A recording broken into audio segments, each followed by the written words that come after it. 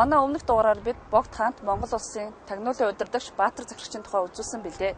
Энэ удаа Баатар Захирагчийн удирдлагаар өрөндийн орнуудад гарч тагнуул үйл ажиллагаа явуулж асан.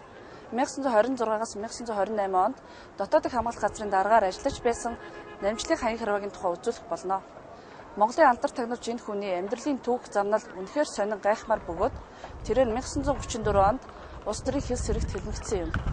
Сүүлийн үед Оросын судлаачид Монгол орнд тулгасан завхрал, хэлмэгдүүлэлт, аллагын улс төрийн шалтгаан, зохиомл хэрэгүүдэд холбогдох баримтаас дэлгэн нийтлэх боллоо. Тухайлбал 2003 онд Москвад хэвлэгдсэн Олег Шишкиний Шамбалд хүрэх зам буюу Гимлад нөлөө тулалдсан гэх номонд Монголын тагнуулч намжлын хаян хэрвэд холбогдох нэлээд баримтыг нийтэлжээ.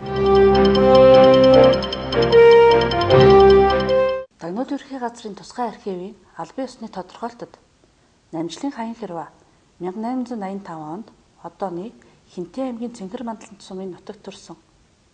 1900 онд Оросд явж Халимгийн шашны сургуульд 3 жил суралцаж улмаар 1913-1914 оны үед Турк улсын нийслэл Стамбул хотод очиж 5 жил ажил хийхин зэрэгцээ Византийн Эсперанто хэлний эзэм наснаас сургуульд суралцсан онц дүнтэй төгссөн. 1924 онд Монголдо ирж ажилласан. Намжлын хаян хэрвээ 1926-аас 1928 онд дотоод хамгаалах газрын дараагаар ажиллахдаа тус газрын ажлыг хууль зүйн дагуу шударгаар эх орны эрх ашигт нийцүүлэн явуулахын төлөө зөвлөлтийн сурагч нартай тэмцэж яваад шахагдан зайлуулагдсан гэжээ. Намжлын хаян хэрвээгийн мэдүүлэгт үндэслэн гаргасан тодорхойлолтод 13 наснаас буюу 1898 оноос гандан хийдэж шавлан сууж байгаад 24 наснаас буюу 1909 оноос Бурят нутгаар явж байгаад Монголын анх дугаар он буюу 1912 онд Монголдо төр ирж хагас жил болоод буцаж Оросын баруун урд нутгаар явж байгаад 1924 онд эх орондоо эгж ирсэн гэжээ. Эдгээрээс үзэхүүл намжлын хаян хэрвээ 1900-аас 1924 онд Орос Европын нутагт тагнуулын ажил хийж явсан нь тодорхой байна. Үүнээс 1917-оос 1924 онд чухам юу хийж явсан бүрхэг. Чухамхүү үүнийг тодруулах нь энэ нэвтрүүлгийн гол зорилт юм а. Дээр дурдсан он цагаар хөвөл 1913-1914 оны үед Туркт очиж 5 жил ажил хийж суралцаад буцсан хаян хэрвээ 1917-оос 1918 оны үед социалист хувьсгал иргэний дайны хөлд бужигнсан Орос нутагт ирчихсэн байсан болтой. Оросын судлаачдын бичснээр бол Франц, Герман, Туркээр аялагч, хэл шашин зэрэг олон талын судлаач хаян хэрвээ гэгч ажээ. Манай судлаачдын нэрлснээр намжлын хаян хэрвээ бол бадарчны халахвчаар баруун зүгж орчсон Монголын тагнуулч юм а. Тэгэхээр 1917-1918 оноос 1921 оны хооронд хаян хэрвээ Оросд юу судлаж, юу хийж явсан байж болох вэ? Дэлхийн хувьсгалын галыг Төв Азад хэрхэн дөрвөлдүүлэх тухайд төсөөлөл төлөвлөгөө аль 1918 оноос л Оросын коммунист намын олон улсын тагнуулчдын төв болсон 3 дугаар интернационал буюу Коминтерн зөвлөлт Оросын тусгай албадын стратегчдын тархи толгойд бүрэлдэж эхэлсэн байна. Тэдэнд өөрийн гих туршлага өөр байсан биш. Зөвлөлт Орос улсын загвараар Төв Азад холбооны нэг том улс бий болгох тухай төсөөлөл байлаа. Харин Төв Азийн тэр коммунист холбоонд аль улс орон газар нутгийг оруулах тухайд хаант Оросын төлөвлөгөө хэрэгжүүлэх зорилгоор хийж байсан ажлын туршлага байсныг коммунист төсөөлөлдөө нийцүүлэн засварлан авчээ. Энэ нь Оросын 3 дугаар Александр хааны загалмайлсан хөвгүн Бурят Петр Бадмаевын Монгол хятад төвдийг загалмайлсан эцэг хааныхаа эзэмшилд оруулах тухай 1893 онд өргөн барьсан төлөвлөгөө байлаа. Ингээд Коминтерн болон бүх Оросын онцгой комиссийн стратегчдын Төв Азийн коммунист холбооны улсын тухай төсөөллийн эцсийн үндсэн хувилбар боловсруулагджээ. Энэ нь Бурят, дотоод, гадаад Монгол, Тува, Барга, Кашгарын халимгууд төвдийг бүхэлд нь багтаасан Төв Азийн буддын коммунист холбооны улс ажээ. Дурдсан улс орнуудаас Оросын улаан хувьсгал тагнуулчдын нэвтрэх боломжгүй нь тухайн үед Английн хяналтад оршиж байсан төвд орон байлаа.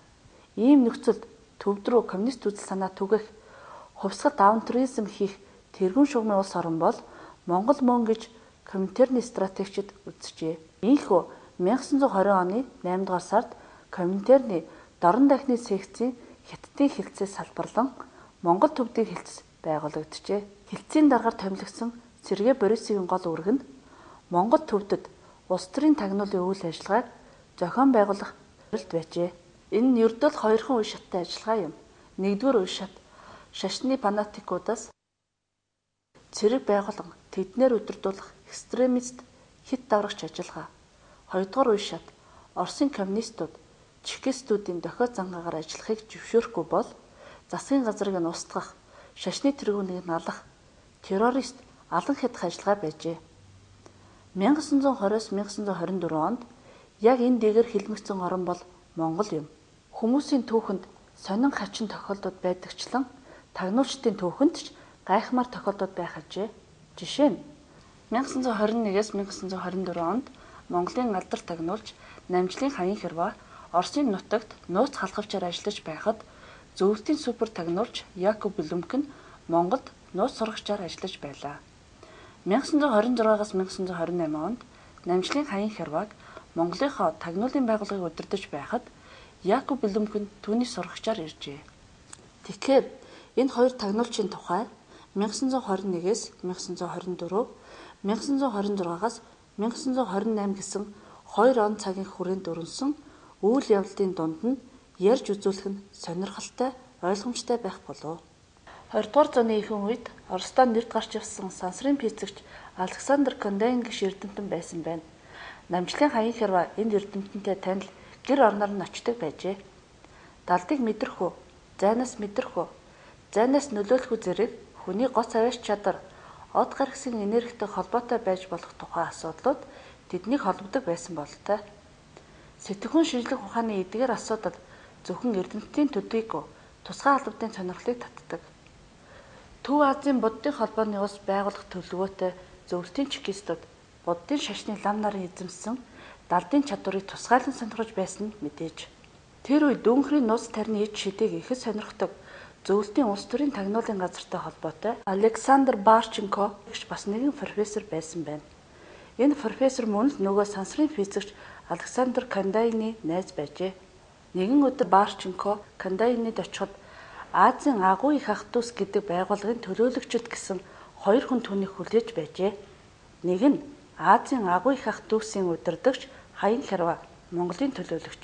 Нөгөө нь Азийн агуу их ах дүүсийн гишүүн Нага Навен төвдийн төлөөлөгч гэж өөрсдөө танилцуулсан байна. Тэдний яриа ялангуяа Нага Навены Шамблын орон сүмд очиж байсан тухай яриа Барченко өндөр сэтгэл төрүүлж Азийн агуу их ах дүүс нууц байгууллагын цар хүрээг үнэхээр биширсэн ажээ.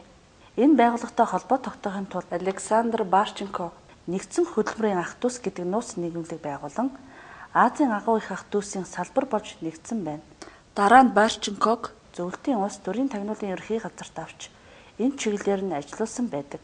Тагнуулын мэргэжлийн үүднээс үзвэл Монголын тагнууч Хаян Хэрвээ ийхүү зөвлөлтийн тагнуулын албаны Төв Азийн буддын коммунист холбооны улс байгуулах үзэл санааны төвд нэвтэрч нөлөөлөх үүрэг даалгавраа биелүүлсэн байна. Намжлын Хаян Хэрвээ Орос руу гарсан шалтгаанаа Чойрын ном заахаар явсан гэж мэдүүлэгтэй хэлсэн байдаг. Энд нэг зүйлийг тодруулахад төвд Нага Навен гэдэг нь үнэн хэрэг дээр Монгол хүн байсан байна. Жинхэнэ нэр нь Нагван, Наван байж болно.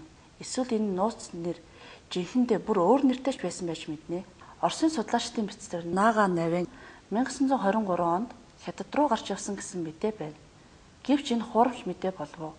Учир нь тэр 1924 онд Хаян Хэрвээгийн хамт Монголдо ирсэн байх нь магад үзье.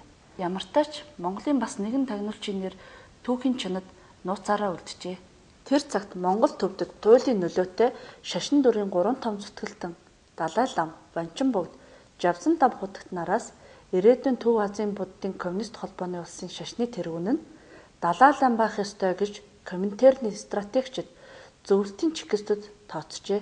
Гэтэл Английн сургагч нарыг урьж авчираад цэргийн шинжилэл хийж хилээ хамгаалуулж байсан 13 дугаар Далай ламыг талдаа татаж коммунизмын үзэл санаа олгоно гэдэг улаан Оросын хувьд бүтвшгүй төсөөлөл байсныг тэд дорхноо л ойлгосон юм.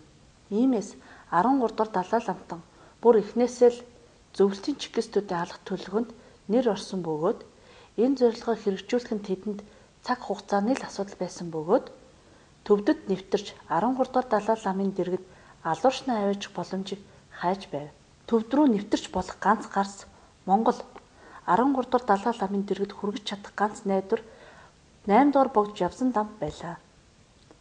Энэ боломжоор дамжин 13 дугаар Далай ламын дэргэд хүрч түүнийг эргэлзээгүй алж чадах шалгарсан террорист тагнуулч гэвэл зөвлөлтийн тагнуулын байгууллага мөн ганц л байжээ. Энэ нь Яков Блумкин.